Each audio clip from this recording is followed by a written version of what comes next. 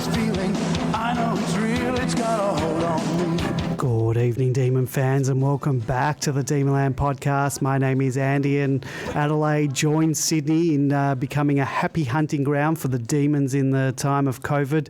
We seem to be doing well everywhere in 2020 except at our home ground, the MCG, and our surrogate home in Queensland. Well, we're back in the Sunshine State for another 2 weeks before heading over to the Red Centre, and in those 3 weeks we'll most likely know our fate in this strange, unprecedented season. Joining me tonight, long-time Demonlander George. Good evening, George. How are you? Good evening, Andy. Good evening, everyone. And while we're just transmitting this, we're all trying to barrack for the Adelaide Crows to beat Collingwood, but they're failing miserably at the moment. So great disappointment. Certainly is. Also on the line tonight as a caller again and not as a co-host, as we once again try to appease the Norm Smith curse. Here is a long-time caller to the show, Bin Man. Good evening, Bin Man. Good evening, Andy. Thanks for taking my call. Much appreciated. And hopefully George didn't ruin the experience for any KO fans out there watching this, watching that game on delay and listening to Demonland instead live. Oh, yes. No spoilers, George. Yeah, we must keep All it. right, I won't tell you the result then. There's a hamstring. No. I guess, well, before we get into that, I'll just do a bit of housekeeping. We love hearing from Demonlanders. So if you'd like to join our program tonight to discuss any of the topics that we talk about, you can give us a call on 03 9016 3666. That's 03 9016 3666. Or you can Skype us at Demonland31. If you're listening to the show live, come join us in the chat room where you can ask questions, post comments. Just head over to demonland.com/podcast. If you're listening to this show at your leisure via SoundCloud on demonland.com or via an Apple or Android podcasting app, be sure to subscribe to the podcast to receive updates when a new show drops. Don't forget to leave us a favourable review. It really does help more people find us. We're also on Spotify and Stitcher, so you can get the show that way too. Go to demonland.com to find the links to your preferred listening method. If you follow us on social media, Facebook at facebook.com/Demonland31, on Twitter at Demonland, on Instagram at Demonland31, or on YouTube, search for Demonland Podcast and listen to some of the interviews that we've conducted with current and past players and coaches. Or if you love talking about the D's 24/7 like we do, why not join up to demonland.com and chat with other D's fans about this great club. Now, with all that out of the way, guys, I guess we can preface everything that we say tonight with the fact that, we were playing arguably, bottom four, perhaps bottom two side. They were injury-riddled team, missing Zeeble, Cunnington and Brown, and, they were very young and virtually had no bench in the last quarter. I guess the takeaway is that we still won by 50-plus points for the second week in a row, and I guess you've got to thump the bottom teams because we're going to need that percentage later on. Big man, just in a general sense, just your general thoughts on the game and the opposition. Yeah, it's always tricky sort of trying to assess the opposition, but they did look like a bottom four team more from, I guess who they had out, and they were doing some funny things in terms of how they played some of their players. I think Higgins was out on a wing for a fair bit of the night, but I thought we played pretty well. It was a different game to the Adelaide game. Adelaide came out pretty fierce, and I thought we were pretty flat, to be honest, in the first quarter in this game. But really watching it, even as a sort of Melbourne fan expecting the worst after quarter time, I just really couldn't see us losing that game because they just looked completely flat, and the Roos did, and just struggled to move the ball forward, and particularly in the second half, they were all at sea trying to get the ball from their back half to their front half. Both teams were coming off a 4-day break, so that's the most likely reason for the flat looking efforts. George, just your general thoughts. Look, we like the Adelaide game, we had to not only win it, but we had to win it convincingly. North definitely a bottom four side, and they really looked miserable, more so than Adelaide, I think, the previous week when we played against them. I think the honeymoon period for Shaw is well and truly over, and I don't know that from what I saw on the ground he has any great idea about how to coached to any extent. They were just awful. How to move the ball, and while they might be missing a few players, the way that they were trying to, the old kick and chip technique that Geelong used so well against us, he was the example of the kick and chip that didn't work ever during the whole game. And the good thing is that we took full advantage of it, either through our superior skill or whether we were setting up the structures so well that they were unable to do anything. But they were really made to look like a second-rate team, and they weren't. And the beauty of the win, along with the Adelaide win, was that we moved our percentage from 89% up to nearly 110%, which could well be very critical when we get to those final stages in the season, as we as Melbourne supporters know all too well. I wonder what the record for moving up percentage, with 2 games played in a 96-hour period is. It's got to be close there. I guess I guess there's games earlier in the year where a team thumps someone by 200 and then by 100 a week later, but within 4 days it's pretty good. Later in the year, let's talk about some individual efforts. Petracca, I guess, is the standout. Another stellar performance. His breakaway strength is absolute terrific. A couple of stats here: 29 disposals, 17 contested, 12 score involvements. He's had so many score involvements in every game we've played. He's kicked that goal, should have been more, and 440 metres gained. George, a pretty spectacular effort from track. Yeah, indeed it was, wasn't it? Watching him play in 2020 has been a dramatic revelation from what was promised in years gone by. He's now delivering on those promises, and I think the most telling thing for me was when he actually kicked that goal.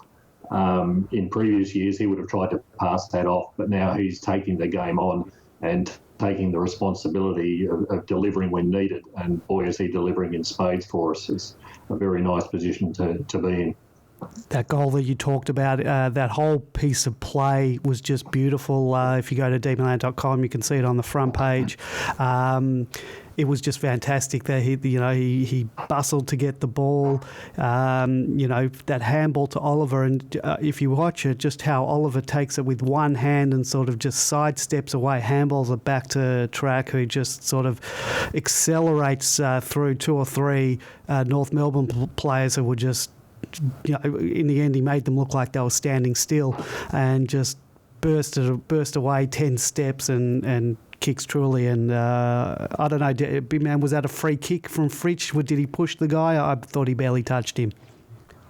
No sense of theatre if they're going to call that a free kick.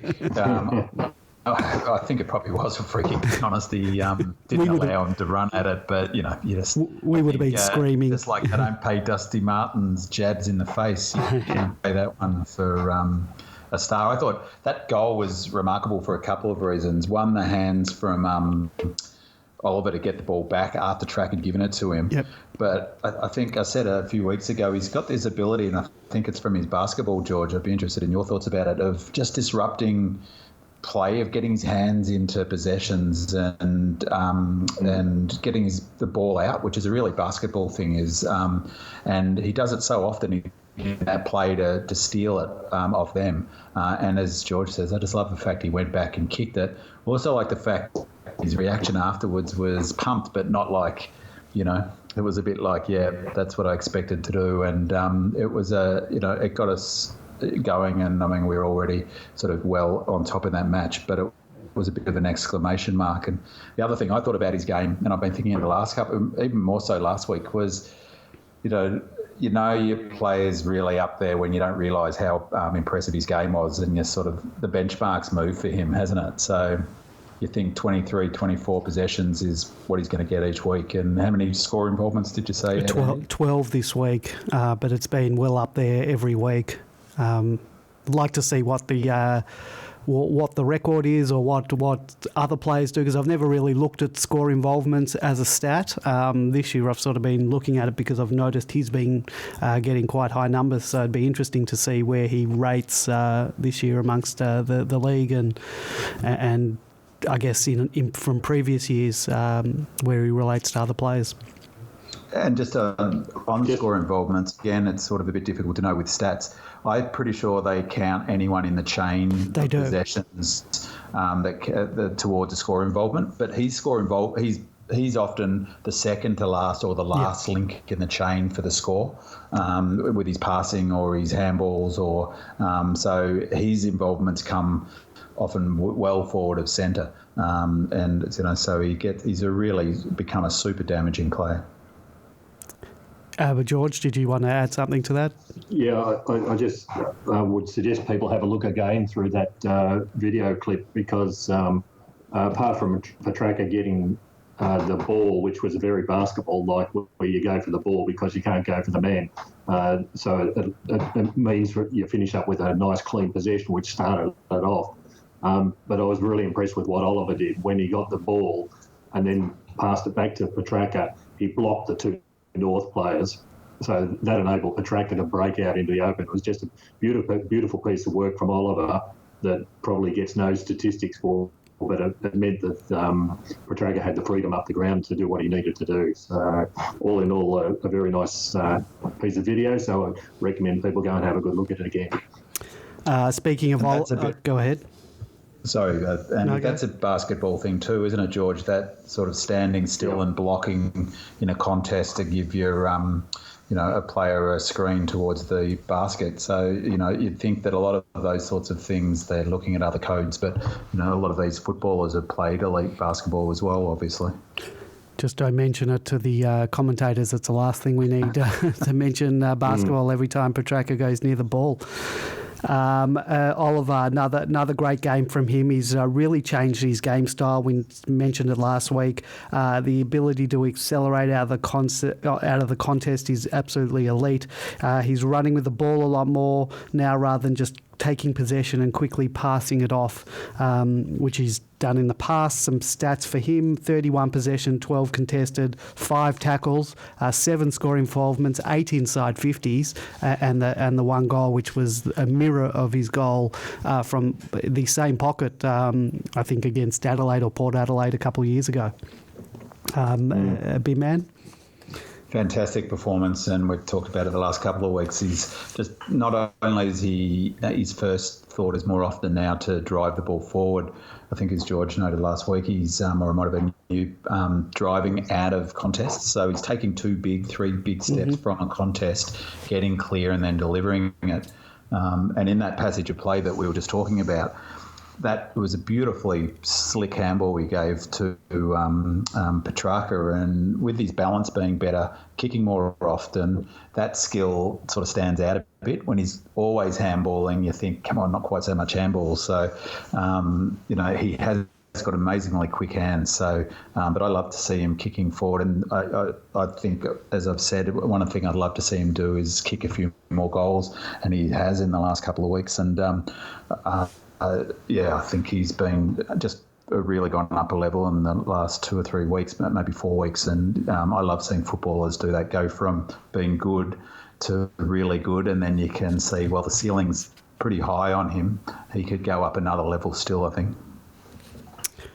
George, anything on Oliver from you? Not much more to add to that. The only thing that really struck me about Oliver was towards the end of the game, and even at the difficult points during the game, he looked like he was ready to go another 15 rounds. He'd done all the hard work, and he was still ready to do some more. So that should put him in if that's the case, then Saturday's game against Collingwood should be an absolute ripper if he's ready to go after 2 games in the space of 4 days or 3 games in the space of 10.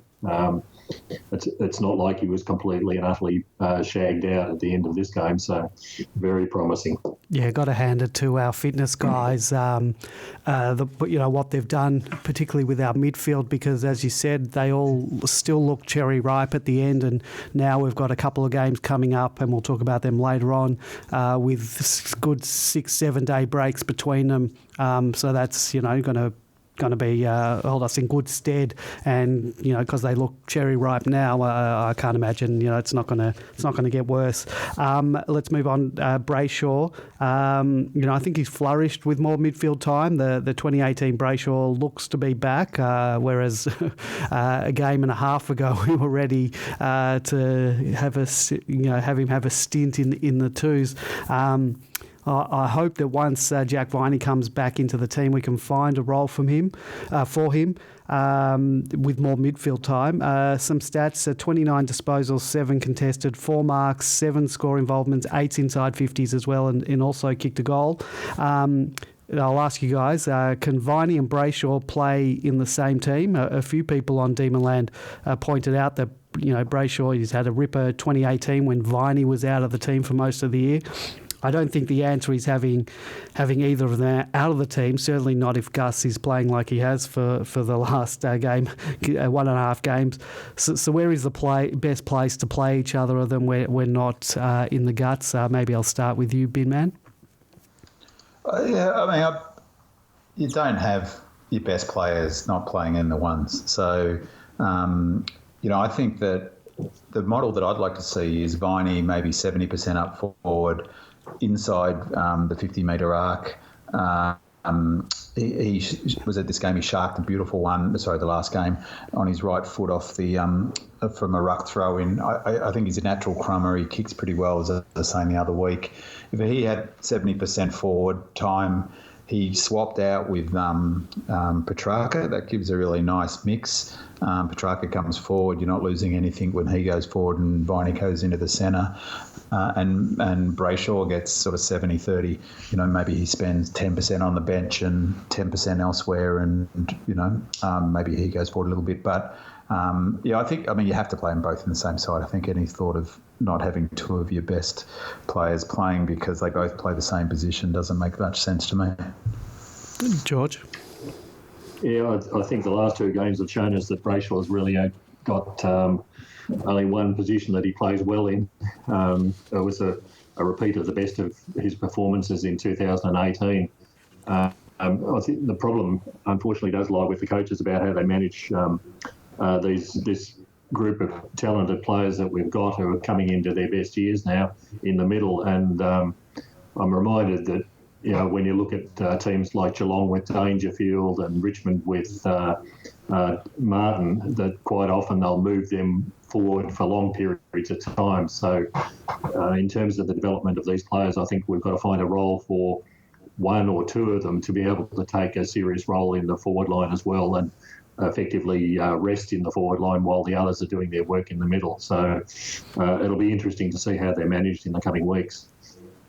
Yeah, and the Geelong example is an interesting one because Selwood never seems to go forward. So Ablett does, obviously, and he's more forward now than they mid. Dangerfield can play large chunks of the game up there. Petracca gives you that flexibility. He's about 70% midfield, 30%. And as I say, I think Viney's pressure up forward complements Cossey's as well. I think he can play up in that position, but I can't really see Brayshaw. And, I think we've seen that out on the wing, his pace is exposed and his strengths aren't enhanced, Brayshaw. So, I think that, you make it work somehow. Midfield goal scorers, George, you've been very vocal about getting more scores from our midfield. Brayshaw, Oliver, Petracca and Sparrow all hit the scoreboard this week, so I guess you're happy with that.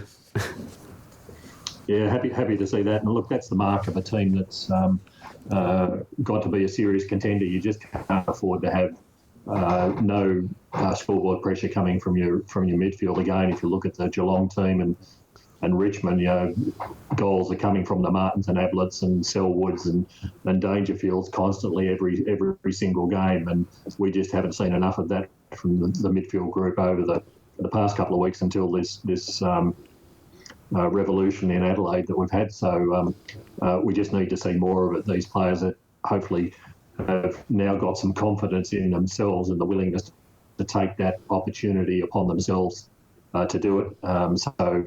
Yeah, we need that sort of style of play and that sort of output from the mids if we're going to be serious at the end of the season. inaccuracy in front of goal. This was a game we really should have won by more, 13 goals, 14. We ended up running over the opposition with another 6-goal last quarter, or 7 last week. But our early inaccuracy kept our opposition, within a sniff. And it's this inaccuracy that could be costly against the better teams. You really need to make the most of your opportunities, and it's one thing getting a heap of inside 50s and not having a connection with your forwards, but if that connection is there, which it was this week, and that's great, but you're wasting your scoring opportunities when you get them, and and kick behinds, and that's going to be really costly against a Collingwood. Fritsch was 2 goals 4, Weed 2 goals 3. Should easily have had 4 apiece. Realistically, we should have won this game by 70 plus. I'm not too worried that it's going to cost us percentage-wise later on, but I'm more worried that if you kick inaccurately like that, you're going to let the good teams with a sniff, and you can't let the good teams have a sniff. Big man, what can we do about the inaccuracy in front of goal?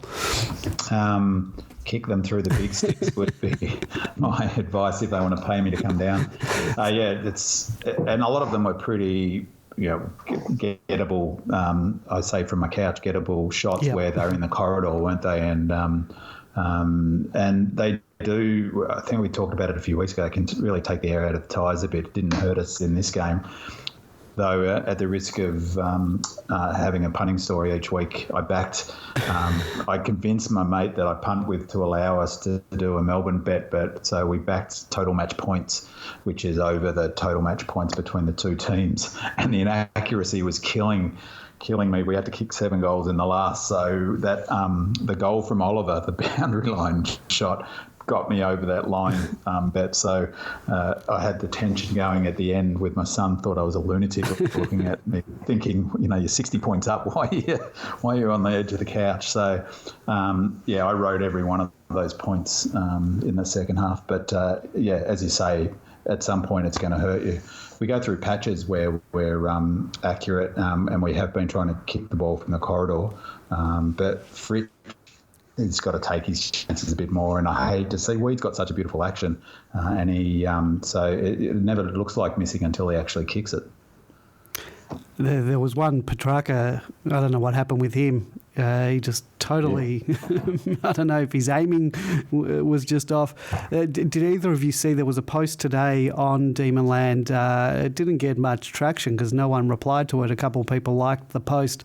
It was called Goal Kicking Issues, and there's a bloke called Sweetman who, if anyone has any links to the Melbourne Football Department, please pass on his tips. He's highlighted Petracca's issues and Fritsch's issues and Wiedemann's issues and ways to fix them up. Did either of you guys see that post? No, I didn't know. Anyway, if anyone wants to go have a look at it, it's called Goal Kicking Issues. If you go to demonland.com, you might have to scroll down a little bit. And Demonland's the place to come to if you need advice about how to play a game of football. So, send it into the club. I'm sure they'll appreciate it. Well, he said Petracca's issues: 1, the high ball drop, and 2, lay back on closer set shots. And one of his fixes for that was to do the Ben Brown go back a long way and sort of get that speed coming in. And then Fritsch says right to left swing, similar to Tom Hawkins, but on opposite foot. And Wiedemann's issue is kicks too hard and pulls left or lays back and shanks to the right. Anyway. So, you know what? That's why I think we probably do need a proper forward coach. I think we've got Greg Stafford doubling up as the goal kicking coach, and I think maybe we do need. Because I reckon this is a bit of an issue because Fritsch, Wiedemann, Petracca, they seem to have issues with the set shots. So I wouldn't mind getting someone down there to sort of have a look at their styles and maybe fix it up. So not sure if the club is doing anything like that at the moment, but I don't know. Do you guys see an issue with it? Big man, I'll start with you. I certainly see an issue with it when they kick points that they... where they should be kicking goals. And as you say, it has hurt us this season, hasn't it? There's a couple of games that we might have won with accuracy. I'm still thinking of the one about Tomlinson where he didn't even take the time in against Richmond. But I thought Lewis, wasn't Lewis our kicking coach in the pre-season? I know he's not probably travelling with the team, or he isn't travelling with the team, but I'm pretty sure that was one of his roles at the club as a kicking coach. Yeah, it might have been, but COVID's obviously put plans like that where some of your part-time guys obviously no longer there, obviously not travelling, and we're not in Victoria, and so I think that's something that next year we need to sort of look at and fix up. But our next thing, our connection into forward 50. I love the word, the connection. I think the last 2 weeks has been really fantastic. It's an aspect of our game that's really improved, and I thought this week Spargo and Pickett in particular were two standouts in this regard, in kicking to advantage to our players on the lead. And I might start. I'll talk about Spargo first. He was back to his debut form. As I mentioned, his connection with the forward line was great. He had 7 score involvements as well. I really liked his game. He sort of was playing a bit of a loose man. He disposes of the ball really well. He's hit the scoreboard. He showed some real grit when he sort of was cleaned up by Dorr and was able to bounce straight back up and got the ball. I think quite a few supporters will be taking back some words said about him in the past. For mine, he gets a game next week, big man. What do you think? Yeah, look, I thought he played pretty well, and we talked about Bernal last week, so I wasn't shocked that he was omitted, managed, whatever they want to call it. And one of the reasons I wasn't is that Spargo was likely to be more aggressive and more physical, and he showed that. He should have got a free kick rewarded, the one where Cozzy kicked that goal. But one thing I do like about him a lot is he's quite a neat kick. He doesn't try to get too much distance, and he reminds me, he's not in this league, but of Daniels for is it Daniels for Footscray, the little fella? Yeah, who's Caleb Daniels. Caleb Daniels, who's I think one of the best kicks in the league. He's just brilliant, and Spargo has a sort of similarly economical kicking style. Doesn't try to get too much length on it, but hits targets. And in terms of not the scoring chains not breaking, it's super important. So we didn't lose a huge amount. I think that was a better kick, but we didn't lose a huge amount. But we gained quite a bit with his physicality. I thought he played well and certainly worked hard up forward. He looked like I guess it makes sense. He looked bigger and stronger than when I last recall seeing him play. I would think he'd be pretty unlucky to be dropped this week. George? Yeah, I was very pleased to see his performance this week, and more importantly, I think he's probably cemented his position in the side as that other forward pocket, if we still got forward pockets, for want of a better name. Opposite Pickett, but simply because he provided so much pressure. If you look at the goals to Oliver, Fritsch, and also Pickett's goal, they were all of those were started by a Spargo tackle in the forward line. Now we just apart from Pickett, we simply haven't had that pressure on the opposition defenders that Spargo was providing. So. People don't notice those sort of things, but the initial turnover was coming from Spargo. Might have gone through 2 or 3 hands after that. But yeah, that pressure that he was providing cements him in a spot in the forward line for the next couple of weeks, as far as I'm concerned.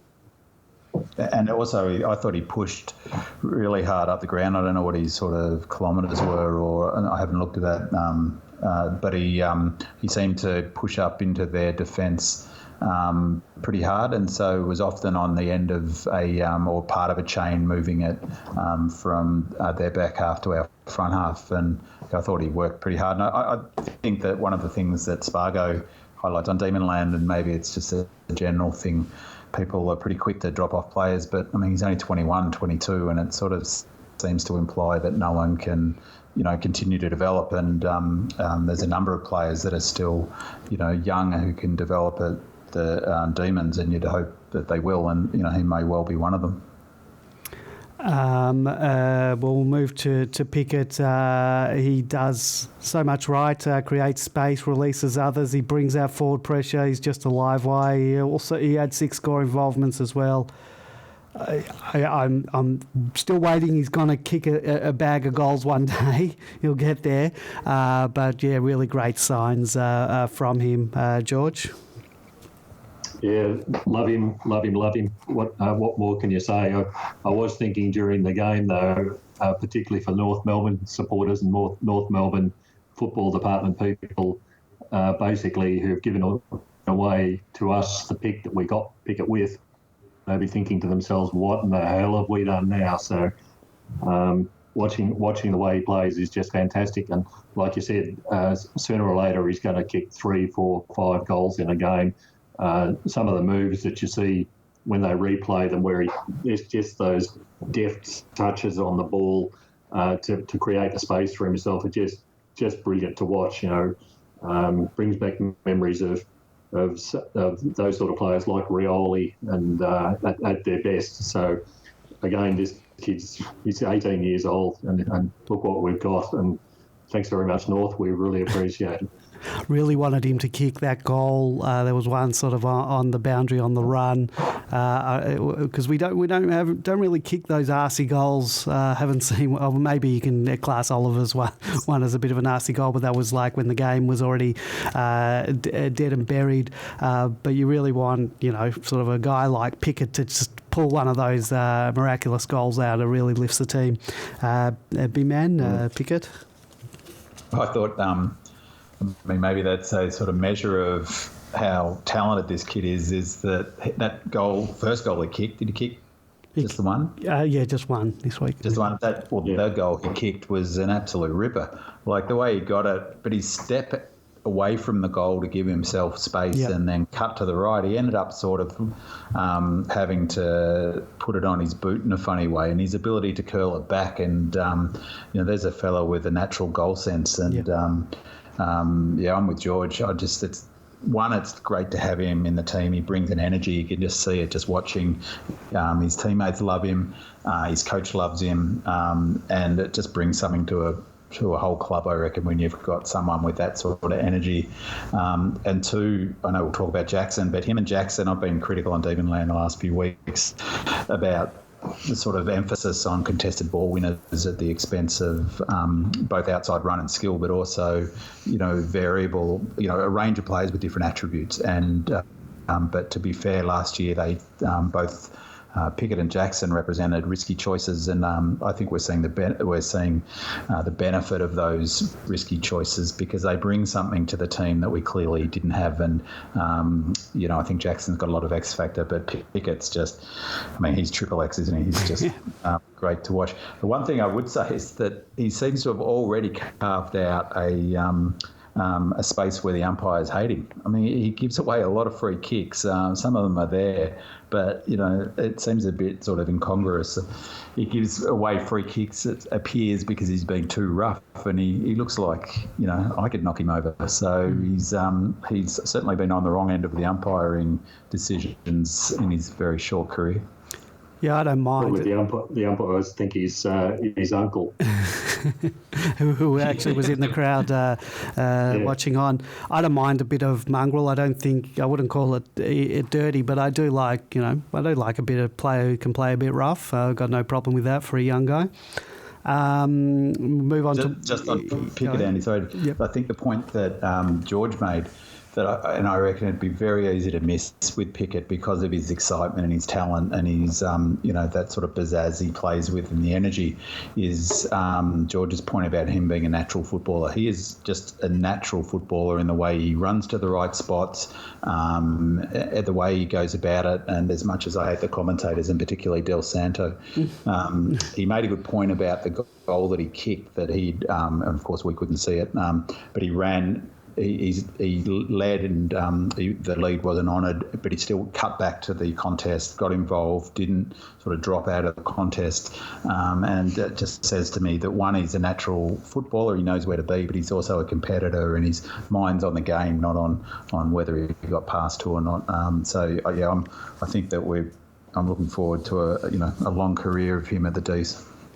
The weed is definitely better with having space to run and lead into, and also having guys like we've mentioned Spargo and Pickett kicking kicks nicely weighted to a leading player. He's also starting to clunk a few more overhead, and when he doesn't mark it, he's bringing it to ground, which is really important. Really needs to work, as we've mentioned, on that goal kicking. He's on the verge of kicking a bag of goals, could easily have had 5 this week. It's just a matter of time before he does get that bag, George. Yeah, like I said, I think he needs to go and stay with the Petraccas for 6 months and put a bit of weight on. But what I thought was interesting was while he had a fantastic first quarter in the sense of his possessions, he didn't deliver as much as he could have, and I believe he's a very reliable kick, so I hope he's not going into the yips. But again, the other disadvantage of watching on television as opposed to the game is I think North Melbourne originally had Walker on, and I think they threw Tarrant on him after quarter time, and Tarrant really took the wind out of his sails, I think, which I think is going, if that's the case, I think that's going to be his downfall, is that once the opposition start to work him out and the way he plays, that they'll stick those heavier, more experienced type of defenders on him, and he'll struggle until he finds his feet. And like I said, he needs a bit more muscle, a bit more strength. So, yeah, I hope he kicks on all right, but I hope he doesn't lose the confidence, because these guys will come at him over the next coming weeks if they've seen someone do a job on him.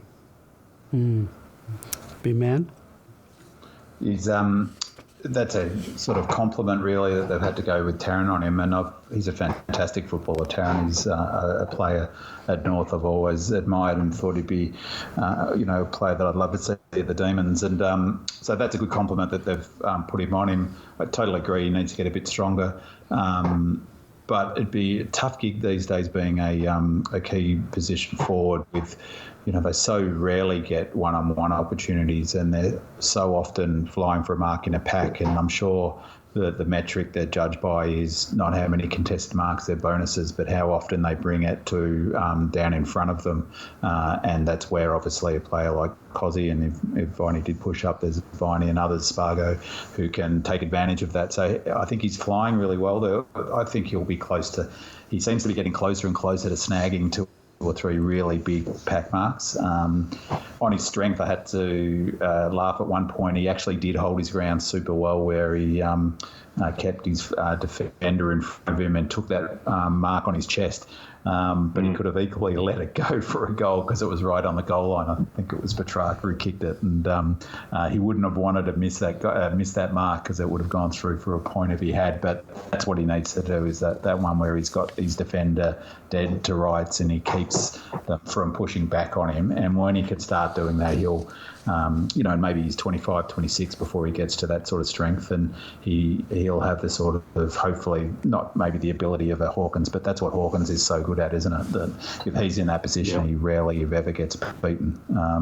And he's, as has been said, he's a beautiful technical kick, and I'm looking forward to him getting a good bag of goals one night and really getting going in his career. Well, Hawkins is he's 32 and he's still kicking bags of 5 goals. So let's hope Weed at that age is also doing the same thing. Jackson's starting to really have an impact on games. Whilst he couldn't quite match the hit-outs with Goldie and Dorr, he showed how versatile he is with his skills at ground level. At 18 years old, he's work below the knees for a guy his size, his ability to spread from stoppages and his speed to dish out handballs to advantage is just fantastic. Once Max returns, he'll continue to learn the ruck craft and ably provide that tall mobile forward target. He's got a bit of the knickknacks about the way he plays in the ruck, which is a nice juxtaposition to the way that Max rucks. As Jackson matures and gets some more muscle on his frame in the next few years, it'll be great to have him and Max taking turns in the ruck. There'll just be no relief for oppositions when Max takes a break. I just love this kid. George? Yeah, have to agree with all of that. I don't think while the statistics will tell you that Goldstein won the hitouts, I don't think Goldstein had decisive hitouts in any way, shape or form. Jackson's athleticism meant that the hitouts that Goldstein got sort of went to nowhere in particular. I don't know what the clearance rates were, but I can't remember the North people getting too many out of it. But importantly, Jackson did much more around the ground than what Goldstein was doing. I think he quite literally ran the third best ruckman in the competition into the ground over the course of the game. It was just really impressive. And once again, that basketball ability to keep your feet and to stay upright is just critical, particularly when you're playing in the middle. So he was able to link up with others in handballs, but his work around the ground is fantastic as well. So, yeah, he's 18 years of age. It's just amazing that we've got that sort of talent that's already showing itself in these players. It's just, I haven't seen it for years at this club anyhow. Hey man, anything to add with Jackson? I'd just echo both your thoughts about, a couple of things is he's phenomenally good below his feet. And when he was in the centre square against Goldstein a couple of times, Goldstein won a couple, or it was like a draw where he seemed to just throw himself at Goldstein and the ball hit the ground. At least twice, he was the one who roved it off the ground. And that is something that makes him a weapon even now. He's so skinny, he gets buffeted in the ruck. That ability to get down and get his own ball, or, a spillage is a pretty unique thing for a fella his size. So again, it's a bit, as I was saying with the recruiting, it's a point of difference that he brings, and you don't even have to be much of a footy fan to sort of see that. You wonder what his ceiling is. The other thing that, as you said, Andy, he's just exciting, and I love the energy he brings, because he brings. I think footy clubs need that. And as much as I loved Hogan's one of, I still regret that we got rid of him or that he left. Probably more the point. He didn't bring the same level of enthusiasm to the game. Perhaps that's unfair, but Jackson brings that to the team, and he makes others around him excited. He makes fans excited, and I think you need that at a footy club. I'm just watching. I've got the dmilan.com homepage open, where it's got the vision of Petracca's goal. So Jackson takes the ruck for that, and he gets to a position where he could have taken the handball from either Oliver, or then once Petracca got the ball to get a handball, he was by himself wide at the top of the 50 arc, could have got a handball from Petracca and would have been clear to sort of run closer into goal if Petracca didn't want to just take the kick himself. So, good footballer. George, you wanted to talk about the number of hitouts, so I'll throw this one out to you. You thought it was a tactic of the D's. Yeah, this was a question that was posed on the website by Lucifer's Hero, so all credit to him for this question. He noted that in the whole game there were only 36 hitouts. Typically in a game, he said it was 60 to 80 hitouts, and very rarely below 45. So with the 18 goals kicked in the game and the 4 bounces to start each quarter, that means during the whole game there are only 14 around the ground ball-ups or throw-ins. And the question that she was throwing out was whether this was actually part of the tactics to neutralise Goldstein's ruck strength, so he has less chances to dominate the game, or was clever just that Jackson only needed 69% of the game time, whereas Goldie was forced to play 87, and as a result was basically running him into the ground. So it was an open question. What do you guys think about the possibility that it was actually a tactic to keep the ball more in the centre corridor, and as a result not get these continuous ball-ups or throw-ins from around the ground? I don't know how you sort of engineer that. I understand trying to keep it into the corridor, but to sort of stop stoppages, I don't know how you sort of can do that. in a game. So I don't know if that's a tactic or how you would go about doing that, Bin Man.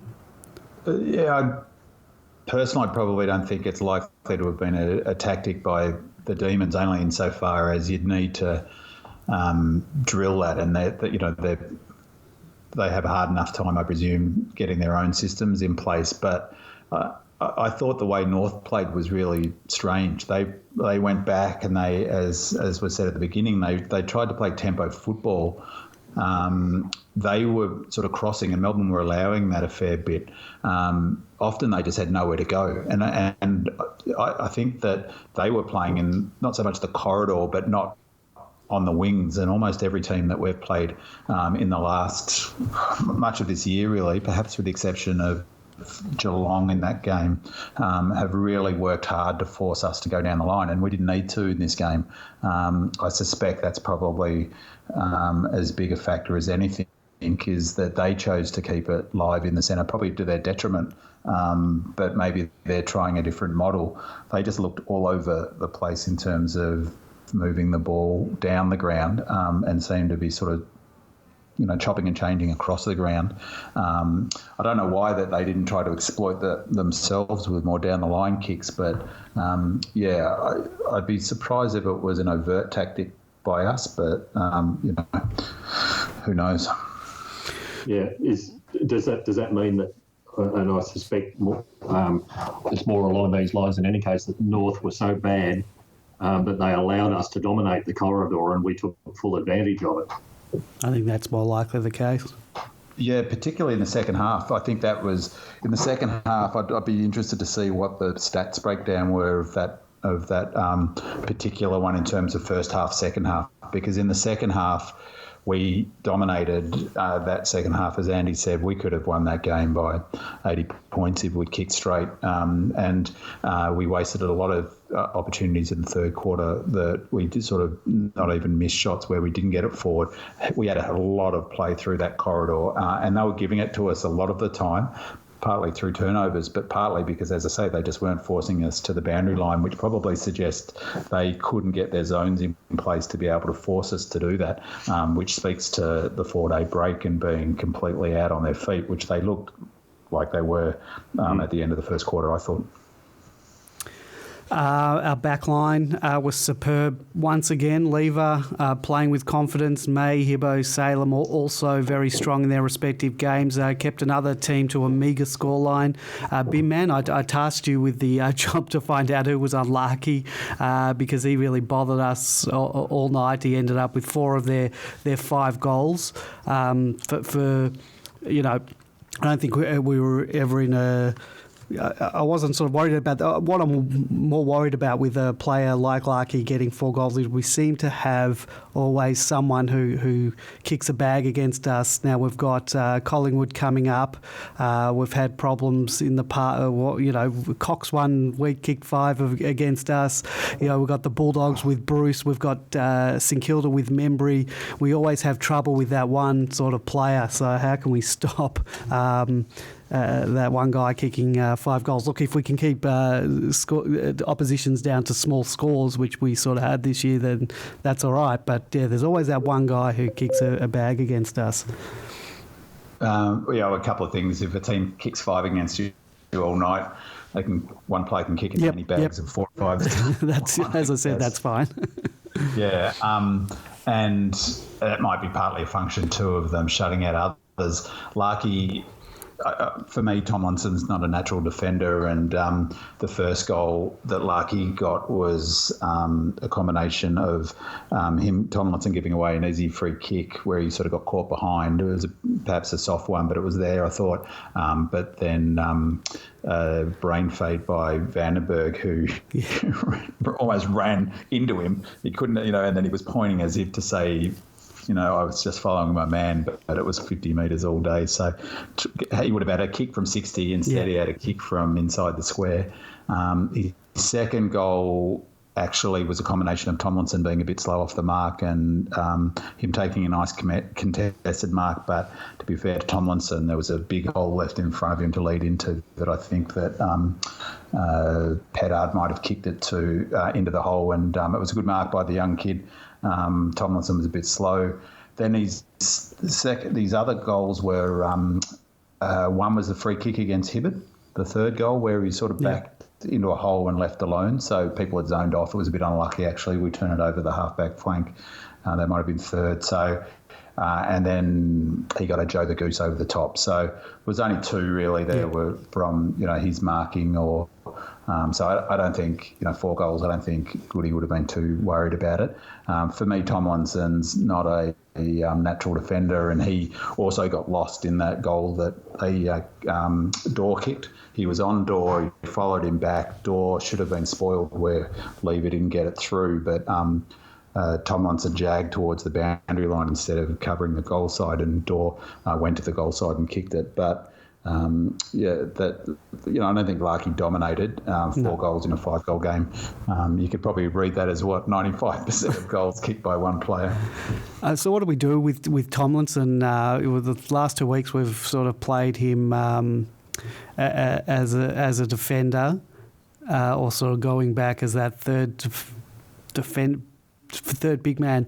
I don't know. It's not working. Is the coach going to be stubborn and keep him there, or do we change it up and bring him back? My view is that I wouldn't be surprised. I was sort of reflecting on the selection for this game, and dialogue about I see on the running the T-Max, not for discussion, but I was against, as I said last week, picking Tom McDonald. But in hindsight, I wonder whether as big a part of that was to get some match time into him. How else is he going to get match time? We need him up and about, if no other reason, if Maxi is injured or, God forbid, can't play. And he's a top player when he's up and running. He needs to get match fit, is my view. Maybe the only way to do that is to play footy. So, from that perspective, it worked. He got good kilometres in his legs, probably played all right. But same with Tomlinson, I wonder whether they've brought him in. Where would you put him? Take Oscar McDonald out, put him down back, confident against two of the bottom sides. That's the time to run your players in. So I'm hoping that if they don't bring Omac back, whatever the case is that Tomlinson stays in the side and gets pushed up to the wing, and I'd take Jones out. We'll talk more about changes later. Rivers, I reckon he's going to be a great addition to the team. Took 2 ripper marks. He's not afraid to go in hard to get the ball. 14 possessions, 6 marks. I'm wrapped with all of our teenagers, and I'll include the just turned 20-year-old Sparrow in that group. George, any thoughts on Rivers? Yeah, agree with all of the above, and I think we've got the opportunity when we look at the back line, and even the Tomlinson question sits nicely about those basic 4 players that we've got in that back line of May and Lever and Hibbert and Salem. You can build and you can alternate players around those because they're going to be reliable every single week. So when you've got a young player like Rivers comes into the side, he can play his role. He's not under pressure because he's got these reliable older players to fall back on. Tomlinson, likewise, he can fill a role as an extra outside those main 4. And I think Ben Mann's right. You've just got to play these players and let them try to get some form to see whether they can provide some more useful input as the season goes on. But Rivers was just fantastic. I love his kicking as well. It's always accurate. And I think the other thing that's just too easy to forget this season is that when you've got Rivers and Sparrow and Pickett and Jackson all in the side, and then you also have added in Tomlinson and Langdon from last year. There's 6 players in this side that weren't there last year at all, effectively. Sparrow's had a couple of games, but not really much. That's a quarter of your side's been replaced, and they're all young and ready to go. So and they've proven positive inclusions this season. The fact that they're all holding their positions in the side is remarkable. But yeah, Rivers has been fantastic. I've been impressed with Hibbert. I was ready to write him off after the first round in particular. His kicking was awful. and he's adjusted and made those necessary changes, and he's back to his best form of 2018, which is again a really handy addition down the back line when you've got someone who can kick so far, and what he's doing now is kicking accurately and to the right positions where he's just bombing it up in the air earlier on. So we've got a nice combination down the back. Salem on the other flank doing exactly the same. It's always nice to get the ball in his hands. All just working very nicely together.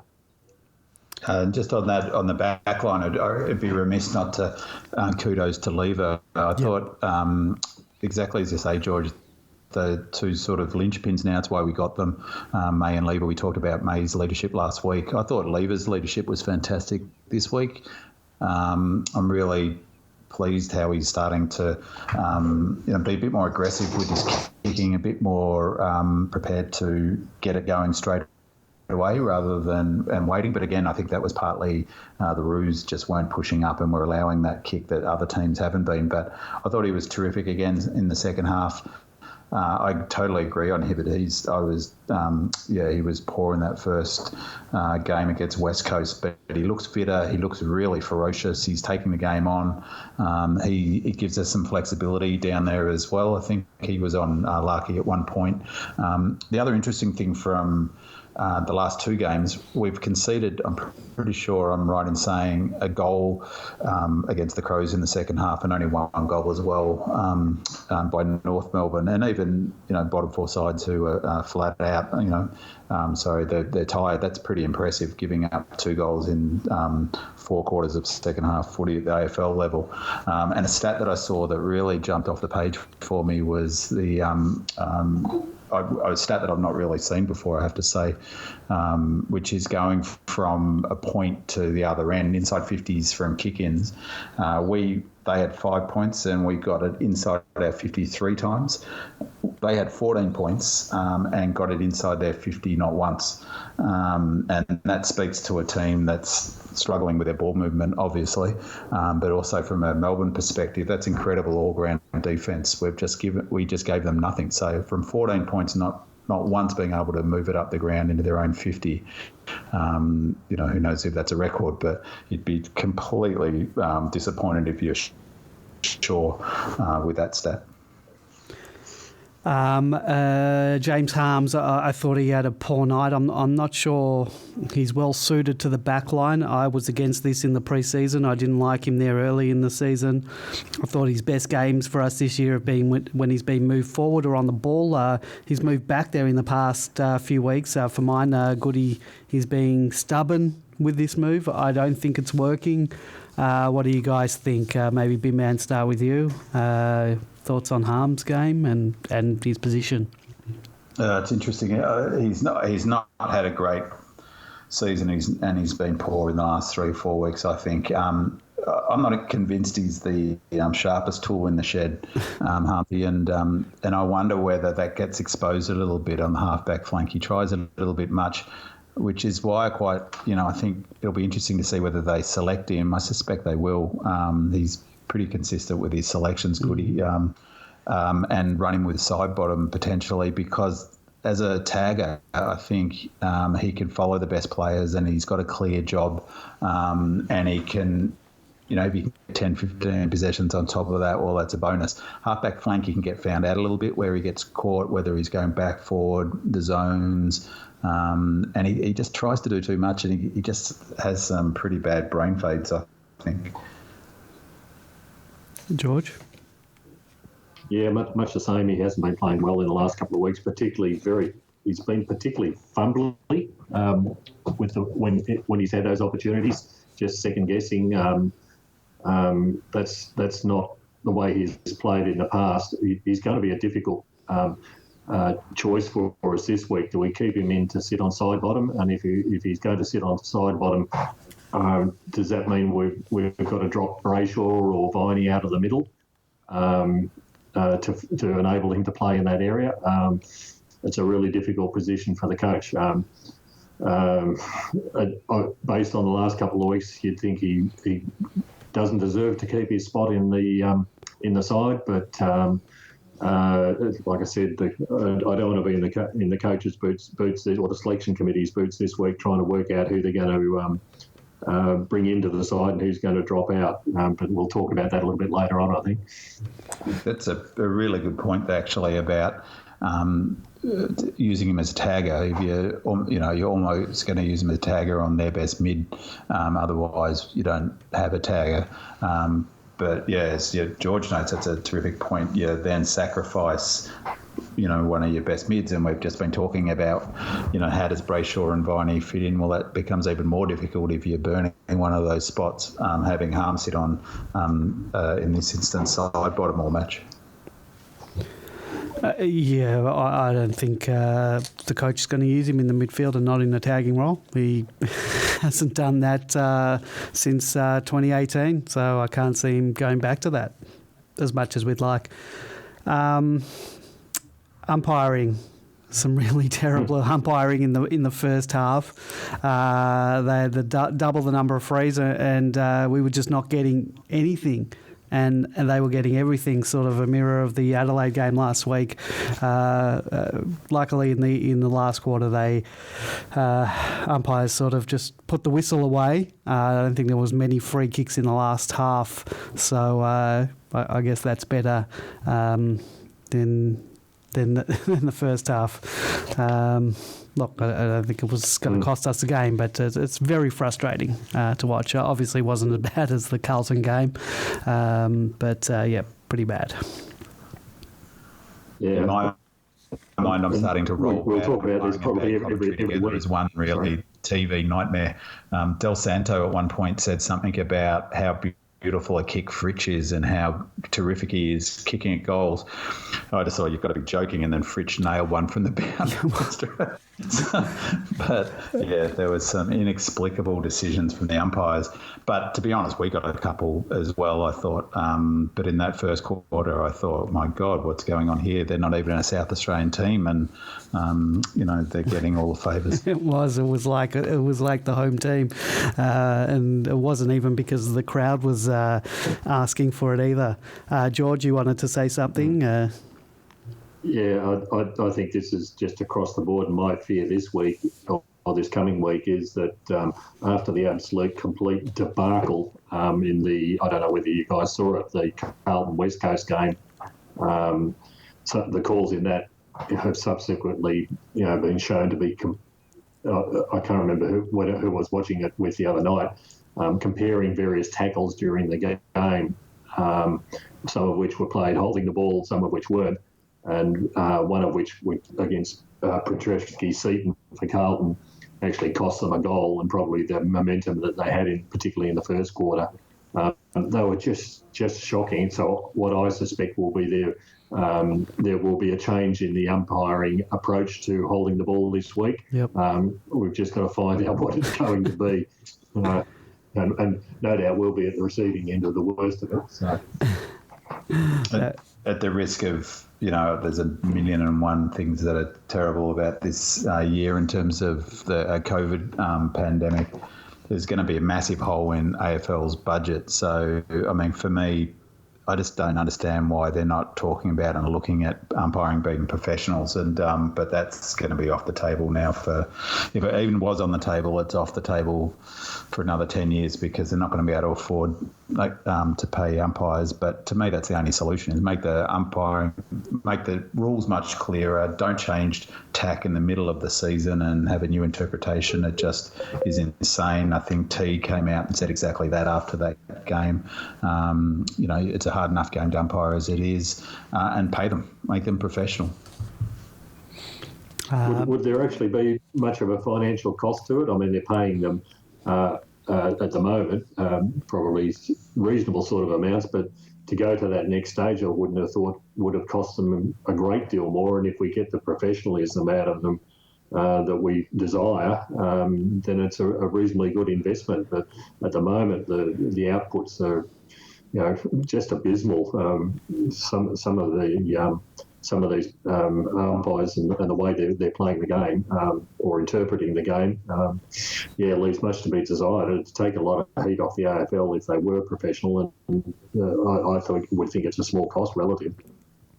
I would have thought in a multi-billion-dollar competition with the stakes are so high, and I don't know. You'd know more, George, in terms of the NBA, but my understanding is pretty much every other elite sport, the referees and umpires are professionals.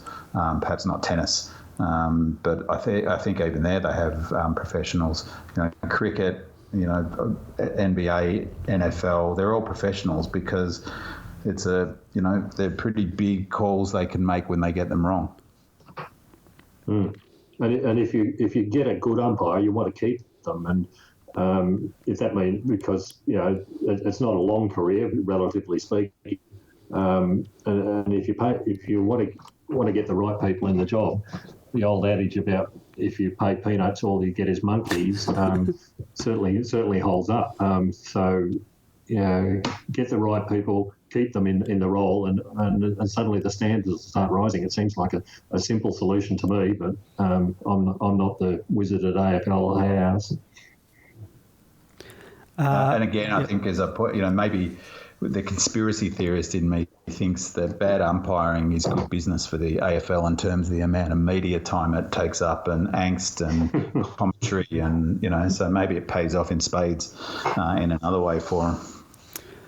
But you know what? I've noticed in our two games the last 2 weeks, the commentators haven't even mentioned, so I don't know the poor umpiring that I've seen, and perhaps that's just me viewing it through the one-eyed demon supporter.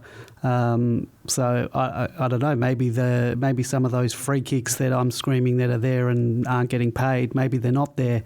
So I don't know. Maybe we need an independent viewer of the game. I think the problem with the commentators is that. Sorry, Fernando. I was just saying that I have no question in my mind at all that the AFL have directed the broadcasters not to criticise the umpires because, I guess how often would you criticise the whole? But if they're poor decisions, they should be pointed out.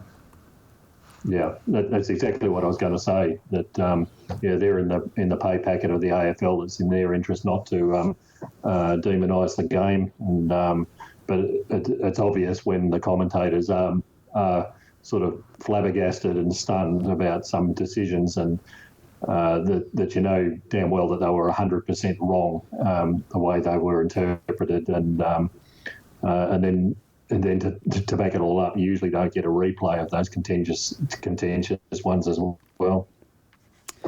Our next 2 to 3 weeks, it was nice to beat up on the two bottom teams, but the litmus test will be in the next 2 to 3 weeks. We're playing undermanned Collingwood coming off a 4-day break. Then we've got the inconsistent Bulldogs, and at the time I wrote my notes here, I thought we'd be playing Essendon in Alice Springs. It turns out it's going to be St Kilda now. They're all 8-point games, and if we're a genuine contender for finals, then we need to win 2 out of the 3, if not all 3. George, next 3 weeks are going to tell us a lot about our footy club. Yeah, there's no question. You hit the nail right on the head there, Andy. I think Collingwood have got over the line tonight from what we saw before the podcast started.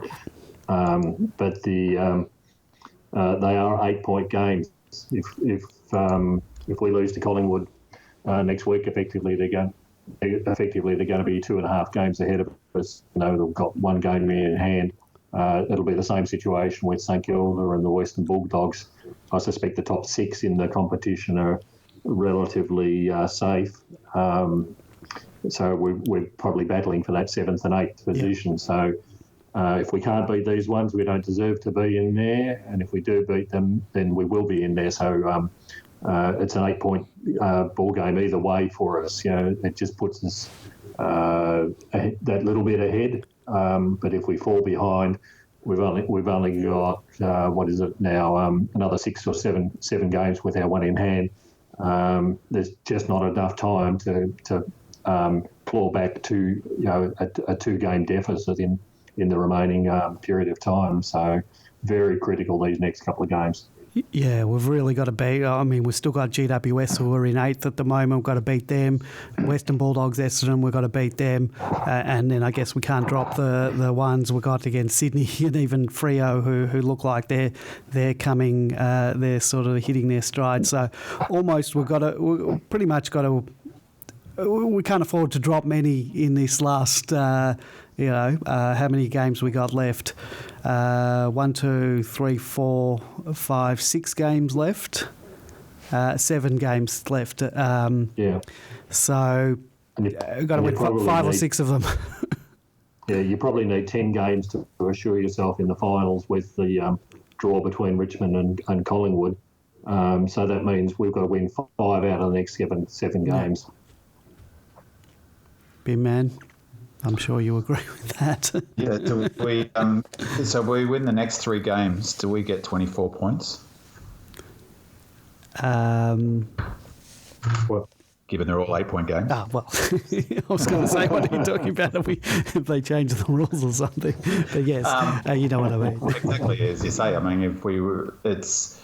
One of the things I love about 17-round season is that it's, to me, the fairest possible way of having a season. So I think that, one of the great things about this season is the 17 rounds. And we've played the top teams. We've not beaten them. Now we're playing the teams who are competing for a spot in the 8. Each one's got the feeling of an elimination final. Yeah. Exactly as you said. If we can't win these, well, we're not finals teams. Particularly this week, there's not not that you want excuses, but there isn't a single excuse in the world unless they all get bitten by a mosquito or something over the next few days, because Collingwood are coming off a 4-day break. They're flying out from it. They flew to Adelaide today, I presume, yep. And apparently it's like a 2-hour, 3-hour bus ride from Maroochydore to get the plane, then a bus trip out to Adelaide Oval. I presume they're staying overnight in Adelaide tonight, plane back to Queensland tomorrow, another 2 hours on a bus. Not necessarily. They could be flying out tonight. We flew out after our game straight away. That's true, but that's true. So they could be tonight. So they get back there, at 3, 4 in the morning tonight. Maroochydore, they're staying at the same resort as us. And then they have to front up again on Saturday with Pendlebury still in doubt. I think Hoskin and Elliott's almost surely for sure not playing. No doubt they'll have some niggles. 4-day break, I think, as we've seen through this, it's starting to be pretty clear the teams off the 4 and 5-day breaks have struggled pretty badly. We'll have 6 days up there to recover and be ready to go with pretty much a full list to choose from. So, and I think the reality is Collingwood are really struggling to score. So, I think you're right. Every game is a final, but they're all very winnable games.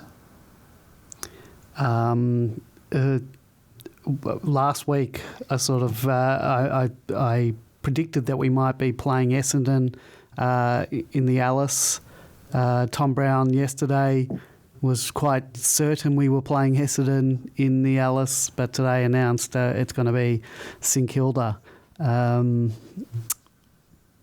It's been good. They haven't had to travel much this year, and we've travelled quite a bit. So quite happy to play them there, get them off very little trip. They've been quite comfortable in their little Queensland hub. It'd be nice to play them there.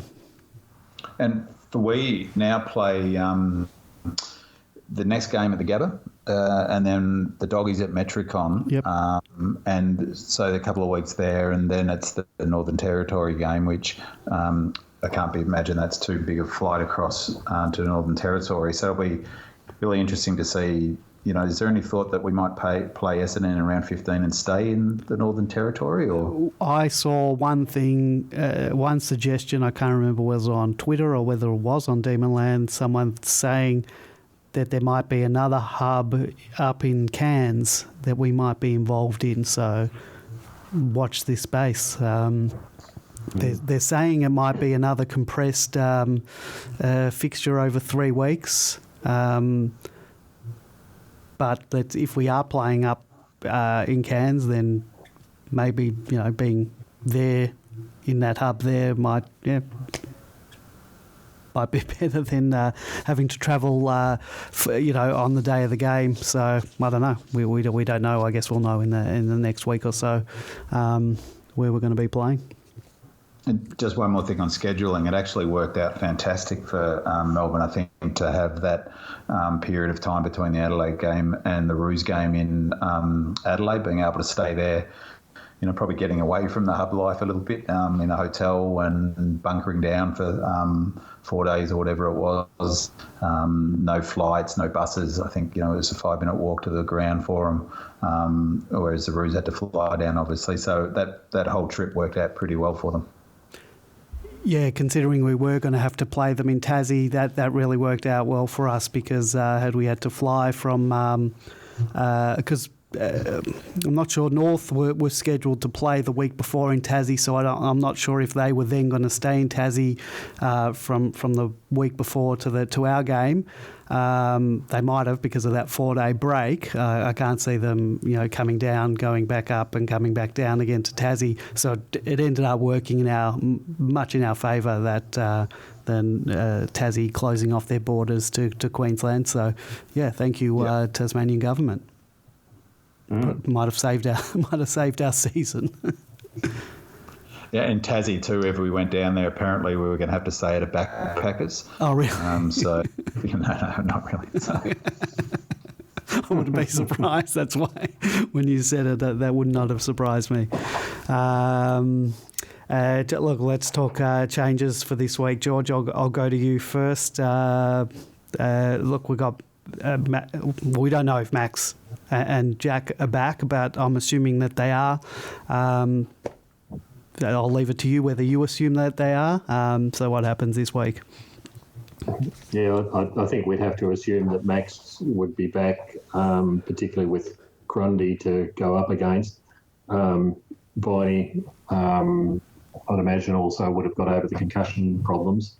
And the other one that we may need to look at is whether Lockhart comes back this week as well, since he was managed out. The question that we've already started to partly discuss is who in the hell goes out. They might choose to manage some players. I'm not sure who.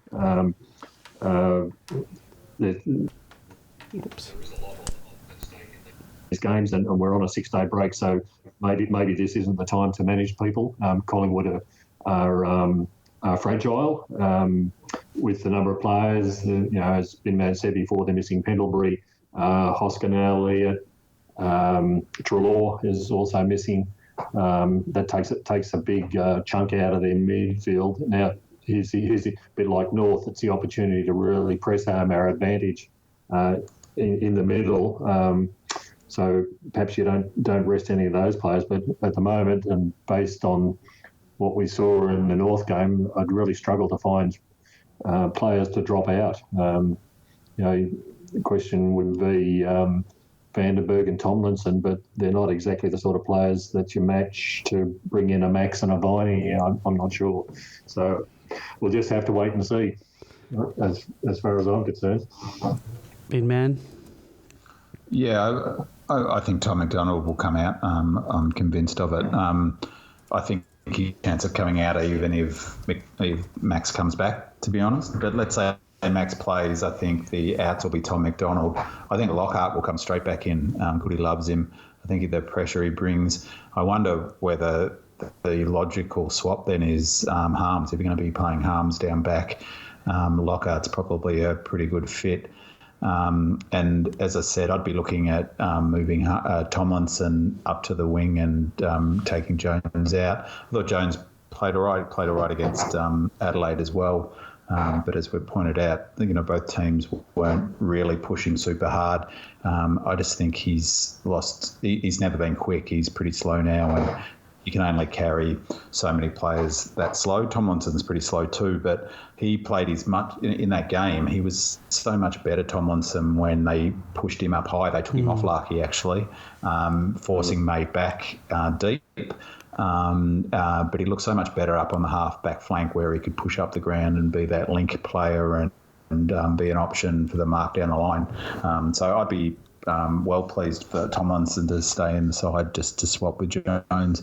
And then I'd like to see Omac come back into that spot. Who comes out in that scenario, I'm not sure. But, I'd like to see him come back and take that full-back position. Does this change anything? I'm just looking at the weather forecast for Brisbane on Saturday. Partly cloudy, high 80% chance of showers, most likely in the afternoon and evening. The chance of a thunderstorm in the afternoon and evening with gusty winds. Light winds becoming north to northwesterly, 15 to 20 kilometres an hour during the day, then becoming light during the evening. So 80% chance of rain, possible rainfall 8 to 15 millimetres. So 25 degrees showers increasing, and I dare say at night time it's going to be a bit cooler than that. Does that change anything? Certainly doesn't make it easier for them to pick Tom McDonald, I wouldn't have thought. And you can't imagine, I mean, Jackson would only be rested, but we've got a full week for between that game and the game. We don't have to travel. It's in Queensland at Metricon against the Dogs. And I'm not sure, do you know when the Northern Territory game is? It's Saturday night. Saturday as well. The 29th. Yeah, nice. So we've got 7 days after that. Yeah. So we've got a 7-day break. We've got a 6-day break after that. I can't see why they'd be resting Jackson. So if it's a bit slippery, Tom McDonald's going to come out. I mean, they brought Tom McDonald against Port and mentioned that afterwards that they thought that he made a mistake given it was Dewey, and surely they won't do that same mistake again. So, So I think that would be the only sort of weather-related change I would have thought.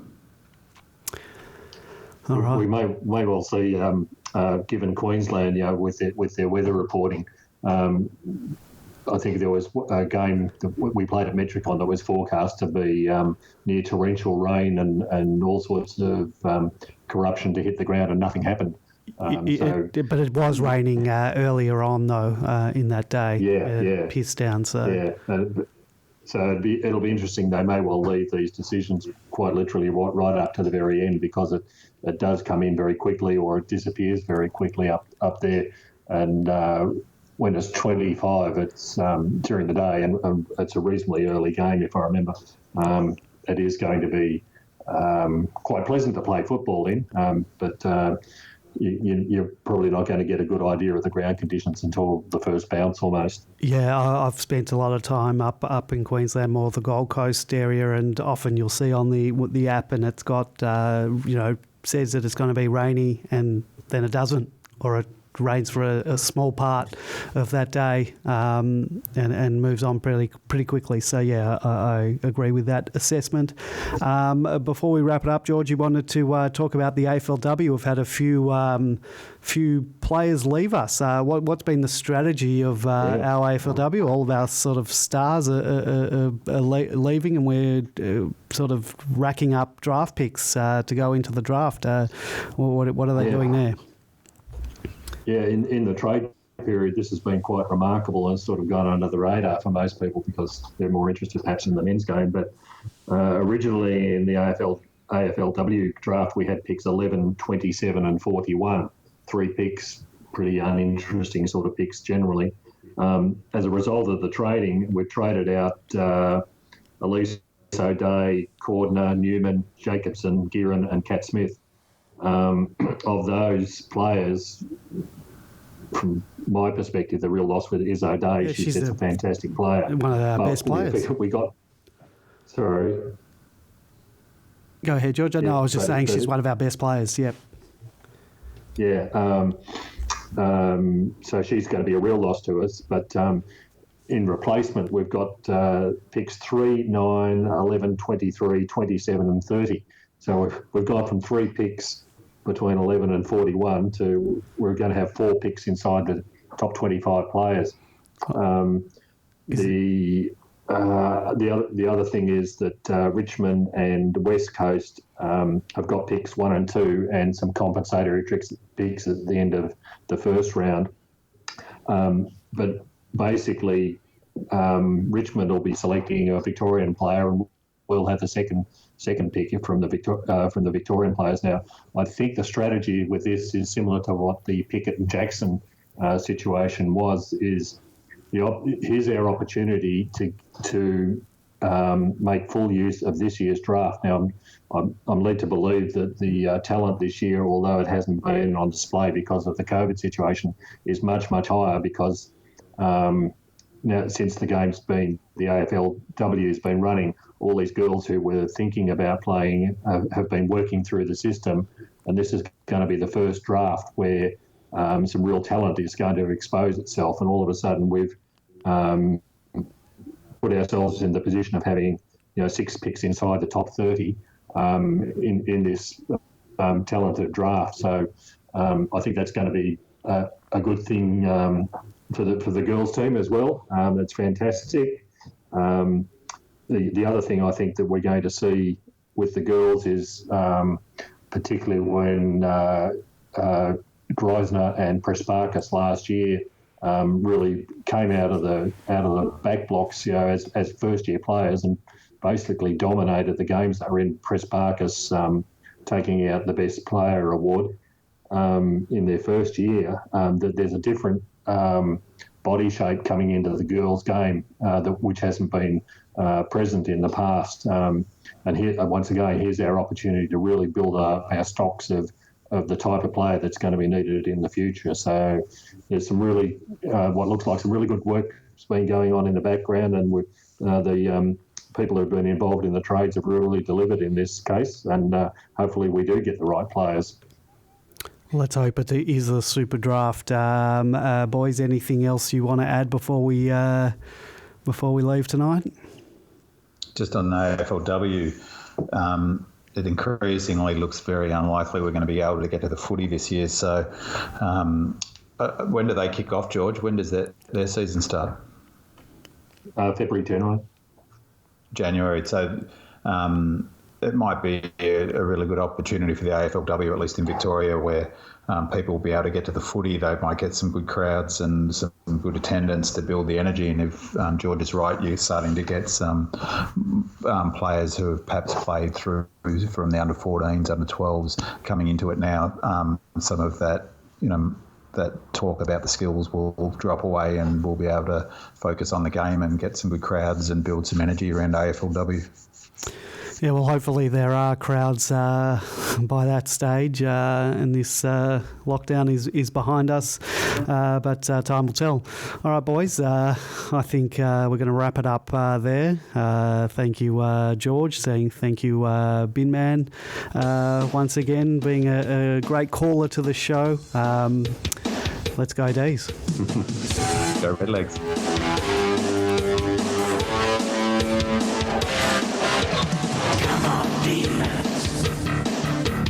Come on, demons.